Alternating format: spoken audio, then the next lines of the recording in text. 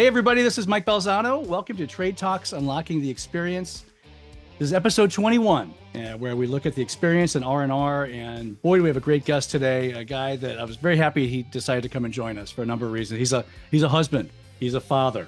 He's a board member of many boards, owner of 3 dogs, a leader, a former publisher, a salesperson. So he has a background I had, but he went a little farther.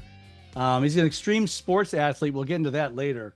A proud Michigander, a CEO, and he's really a CEO of an organization that owns the experience events and R&R and much more. And he's my boss. He's a co-CEO of BNP Media. Please welcome Mr. Tagg Henderson. Welcome, Tagg. Thank you, Mike. Happy to be here. Thanks for having me. I went to the experience in Chattanooga a few weeks ago and was surprised to see how many people still didn't realize that we owned the experience. And I thought, I'm going to call Tagg up and see if he wants to come on here, and we'll do it this way. We'll explain the whole process of what went into the show and what BNP is about. But before we do that, and I'll let you talk now. I could get a little verbose on these things. I want to talk about you a little bit. I did a little research, and it was really excited. You went to NYU. Yes. May I ask you what you studied at NYU?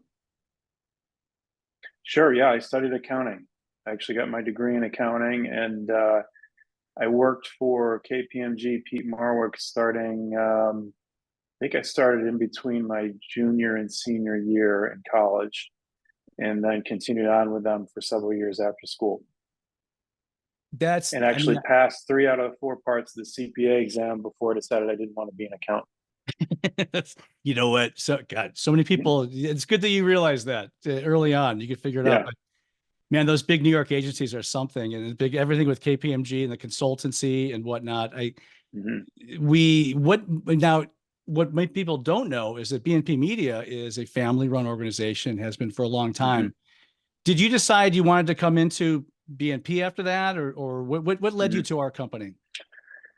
So I was working for KPMG, and I was in their financial services group doing audits of banks and financial institutions, and I was getting into auditing derivatives, which were a brand new financial instrument back in the 90s, and it was just extremely difficult to understand them, and it was very, very hard work, and I was working 80, 90 hours a week.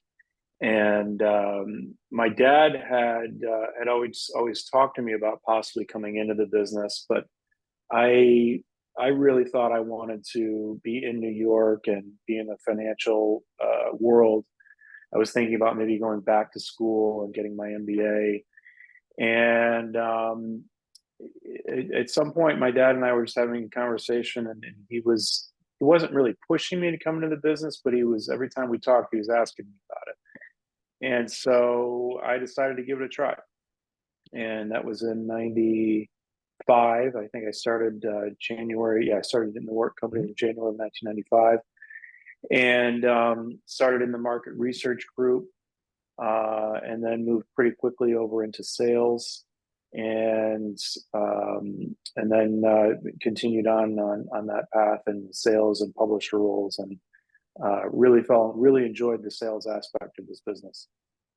It offers you, I can speak to that too. It offers you a chance to really get to know the industry and know the people and meet people, which is great. Yeah. And you feel like you're helping them in a way when they really look at the suite of what we can provide. That's great. You've been the co-CEO since 2001 with your brothers. Yeah, so in the business for about 6 years or so, and my brothers came into the business during that course of time. And in late 2001, we went to my dad and said, we really want to run the business. And he pretty much said, okay. He was ready to retire. In fact, within probably 6 months, he wasn't even coming in the office anymore. So yeah, we took over the business in 2001. Good friend of mine, actually, her name will come up a few times. Sarah was my friend, and she kind of was my publisher for a long time. She's now the publisher of the News, but you were the publisher of the News, one of our biggest brands, and that was our most original brand. Correct. We're about to celebrate our 100th anniversary as a company. Was this always a family-run company, or did the Hendersons buy it from someone else early on? So it was started in 1926 by my great grandfather. So it was uh,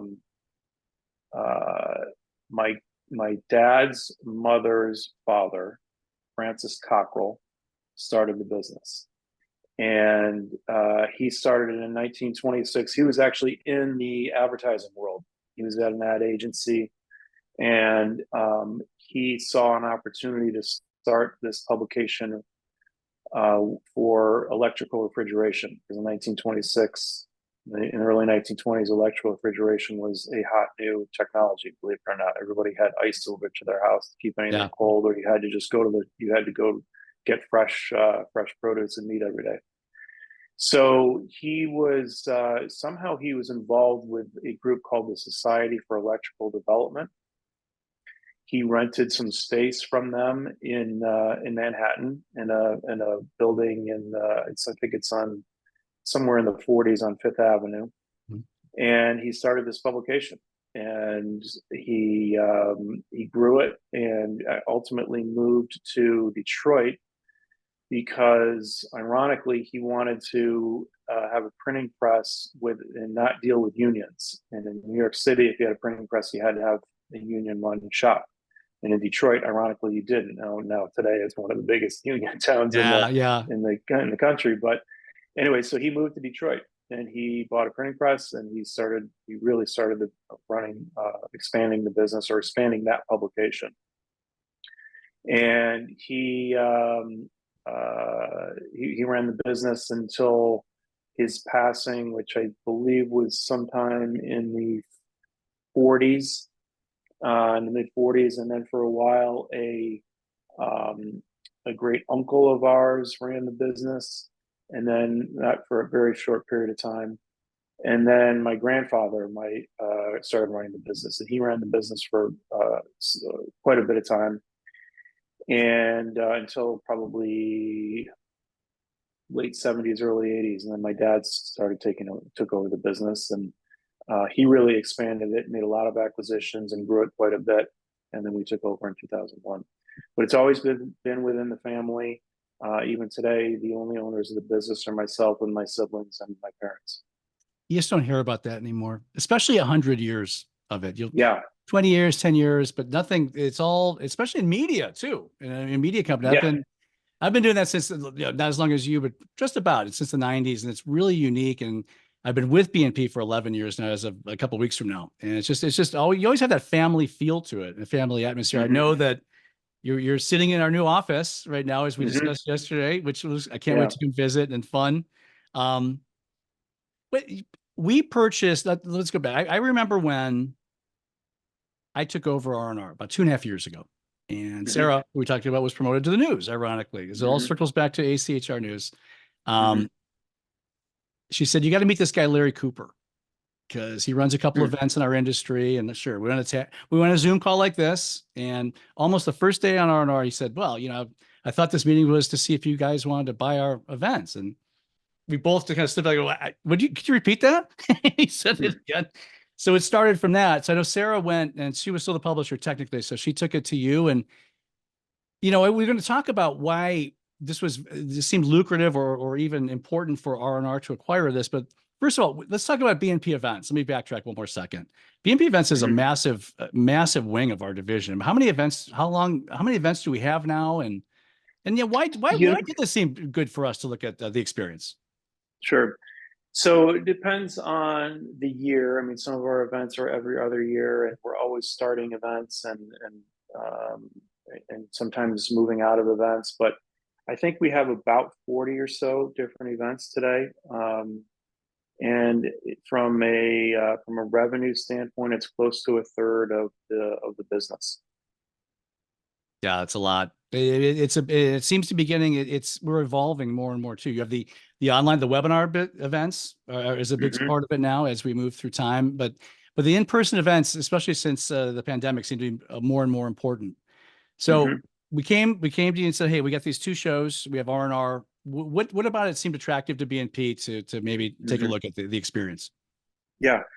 So our mission as a company is really to create unique communities through content, through authentic content that can create meaningful connections. Mhm. And we can do that in various ways through the media part of the business. But really, one of the best ways we can do it is with a live event. I mean, that's really where you can create true, meaningful connections with in an industry.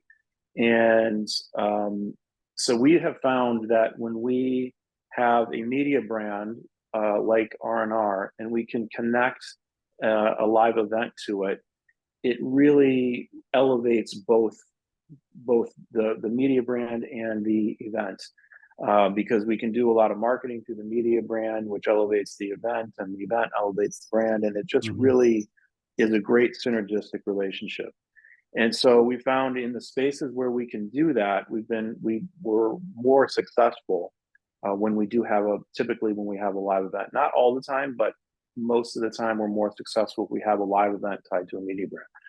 And so when I was introduced to Larry and started talking with him, and talking with you and Sarah, it was clear to me that this was a good fit for us, for R&R, and it just made a ton of sense from accomplishing our mission in creating unique communities that can create meaningful connections. So we're thrilled to have it as part of our portfolio, and we're looking to improve it and Larry did a great job running it for many years, and we're thrilled to take it from here and try to do an even better job of it.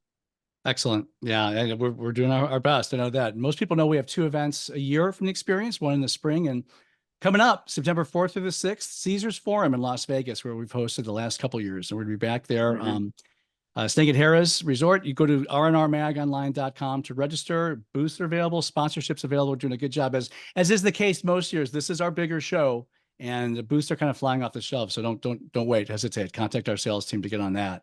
A little Great. promo. Yeah. But why in your opinion, why should people come to the experience, especially this one coming up in Las Vegas? What are we gonna why now that BNP owns the events, what do you think they can take from it? Yeah. So again, just coming back to our mission, what we're in business to do is create unique communities with authentic content that help create meaningful connections. And what you're going to get at the experience is that authentic, real content that's going to help you succeed in your business. And that is really the primary reason is to have access to that content that's going to help you run your business better. And then you're going to create meaningful connections. You're going to find people that are your peers that you can learn from. You're going to find suppliers and vendors that you can learn from, and possibly can solve problems for you in your business. So it's ultimately going to be a place where you're going to learn how to run your business better, more efficiently, and hopefully be more successful. Yeah, I agree. I think that one thing the experience was always known as is something of hands-on learning, Mm-hmm. hands-on demonstrations. I was very proud when we came out of the spring event in Chattanooga that between the two pavilions, the restoration pavilion and the cleaning pavilion, and our regular agenda, we had 47 demonstrations and 47 sessions. It was, which if we look at all the other events in our space, and I think they're all great, I'm not knocking them, but they don't even come close to that. That's something Mm-hmm. you'll never get anywhere else. If you want to grow your business, you come to the experience. And we were taking the torch from the previous owners and trying to raise it up. I'm personally proud that we have some of our veteran speakers still in Chattanooga, but we had 11 first-time speakers, which is new. Some That's great. new people coming in, and we had some great feedback on that. So it's exciting, and we're rolling towards Las Vegas, which is always the big show. Right. All right, Tagg. I'm going to ask everybody this. I'm going to ask you this now. What is something people would be surprised to find out about you? Hmm. Probably that I've done 5 full Ironman triathlons. That's usually what people are surprised the most about. What, for the three people out there who don't know that, what does that specifically Hmm. entail? I know there's three sports involved, but what are the distances and whatnot? So full Ironman triathlon is a 2.4 mile open water swim, usually in a lake or an ocean, and then a 112 mile bike, and then a 26.2 mile run. So full marathon run, and you do that all back to back to back. Uh, People that run, I didn't complete a marathon even yet, but the people who do complete a marathon are very proud to say, well, we're the 1% of the people. And that's, I'm not, again, not knocking that because I've never done that, but gosh, I wonder what the percentage is for people who've done a triathlon. It's minuscule. Yeah, the percentage of people that have done full Ironmans is pretty low. We're going to be, and we talked a little bit about this yesterday. You're tailing back on that a little bit now. Well, I still do triathlon. I still love racing triathlon and I love training for it. But training for a full Ironman, I think I'll probably retire from that. It's really close to a part-time job to really do it right. And, it's just a lot of time and it's pretty taxing on your body too. So, but I enjoy the races. And so now I do shorter distances. I do half Ironmans and Olympic distance primarily now. I would imagine that's a 365-day training regimen to stay there. But you say you set your mind up to say, I'm just fascinated by this. I'm sorry, this is great. So you say, you know what, I'm going to do a triathlon. What is the time frame to really train to get yourself in shape in your mind? So the first triathlon that I ever did, or that I ever signed up for, was a half Ironman. Out of the gates, signed up for a pretty long distance. And I gave myself, I think at that time, I think I gave myself about 6 or 7 months. In reality, I probably should have given myself a year. Yeah. But depending on the distance, I mean, if you want to do a sprint triathlon, you could go from the couch to a sprint triathlon in probably, 3 or 4 months.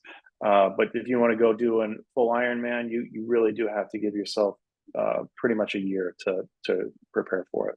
What's your favorite of the 3 events, and what's your least favorite? So swimming is my favorite. Interestingly, most people say that they hate to swim, but for whatever reason, I'm a pretty good swimmer. So I am usually one of the faster ones in the water, which is great. However, I am less or slower on the bike and even slower on the run. So I come out of the water in the top maybe 20% of the pack, but then I fall back. So the run for sure is the hardest for me, the most challenging, and the one that I probably the piece of the triathlon that I dislike most. That's amazing. That you're right. That's not how it usually comes out. People say, "Oh, I like to ride the bike," and but no, that's impressive. So that's great. Well, thanks for your time today, Tagg. We're want to let everybody know BNP Media owns the experience. They own R&R. That's right. And we're all together now. No one else has anything to do with this but us, and we're very excited to move forward. Make plans to attend the Experience Convention September 4th through the 6th at Caesars Forum in fabulous Las Vegas, Nevada. Register through our website, rnrmagonline.com. You can find this and all R&R videos and podcasts on YouTube, Apple, and Spotify. Follow us if you haven't already, and feel free to leave a quick review. And also, please follow us on Facebook, LinkedIn, and Twitter. A very special thank you to our guest, Mr. Tagg Henderson of BNP Media. This is Trade Talks, Unlocking the Experience. Thank you for joining us. We look forward to seeing you again next week.